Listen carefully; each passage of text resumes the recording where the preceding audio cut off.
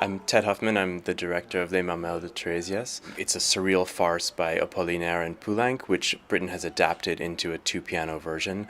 And this version hasn't been seen since 1958, when it was on this very same stage, played by Britten himself and Viola Tunnard, who is the repetiteur for their process. It's clear to me why this piece appealed to Britten, because it goes after some of the norms of French society in the same way that Albert Herring goes after British society of the same period. And in fact, the two operas were written in the same year. This version is a wonderful opportunity because it's usually done with a rather large orchestra, and we've got two pianos, two fantastic pianists, and a cast of 12, which perform a whole variety of roles. So it's been a real treat as a director.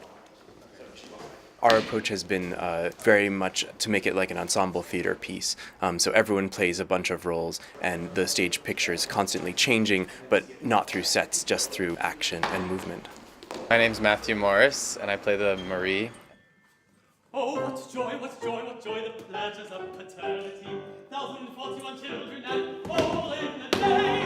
1,041 children and all in a day. This is my first visit to Aldeburgh, which was quite a shell shock when you arrive from all the hustle and bustle of New York to get to the seaside, but really good for the soul and music making. I'm Ariadne Greif, and I'm singing Therese.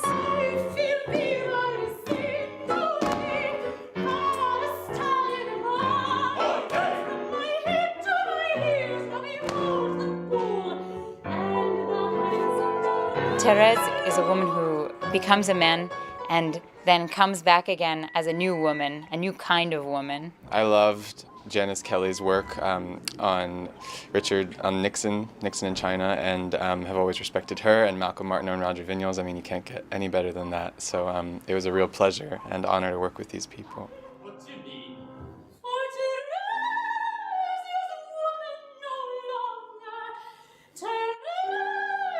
My name is Zack Winokur, and I'm the associate director and choreographer for this show.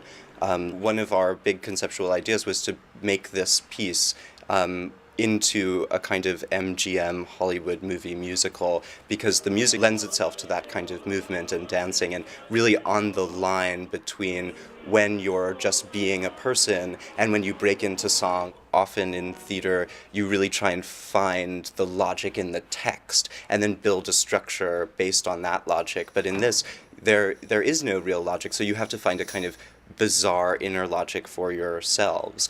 And I think we really enjoy just popping these fish and bread and lots of babies and men getting pregnant into the show.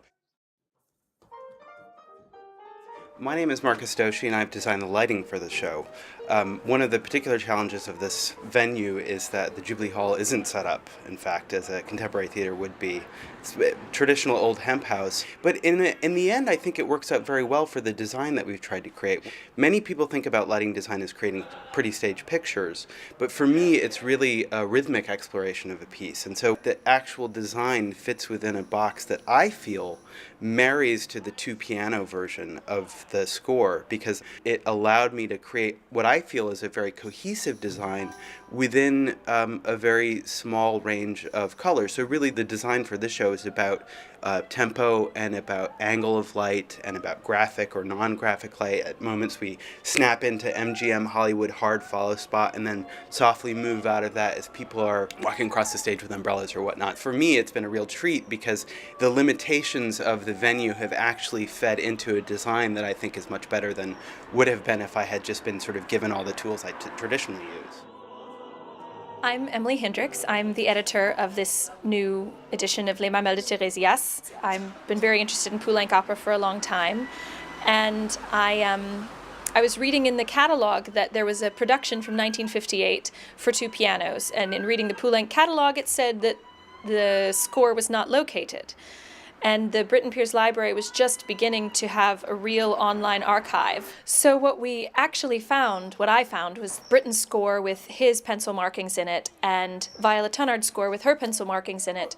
The thing that's extraordinary about this edition is that it is creating a new piece from these arrangements that Britten and Tunnard made, and really recrafting the orchestration for two pianos. And there is a substantial amount of craft and work that goes into this, making sure that if they were trying to recreate an orchestral sound with two pianos, trying to be sure that what's on the page is representative not only of what they would have played, but how they would have played it, so that you can hand it to incredible musicians like Malcolm and Roger, and they can make that happen. I think the arrangement works wonderfully. Actually, we've been saying as we've been working through it, we're enjoying it more and more as we've developed, and we're finding the textures much more interesting. It's incredibly light for two pianos, because two pianos together can sound like two elephants very easily. We hopefully don't, but the writing is so clever because it's mostly antiphonal. We don't actually play together very often. Once somebody's got the accompaniment, the other's got the tune, or the other way around. The way Poulenc writes, there's always a little bit of the cabaret, the cafe in the background, and the cooler, sharper texture of the two pianos helps to keep some bite in the situation, which of course also reflects the strangely surreal, satirical aspects of the production. You could say that Poulenc and Britten are the two great survivors of the 20th century, two composers who at the time were always patronized by the avant-garde and by the scholastic establishment, but whose songs have really stood the test of time and will go on doing so for centuries.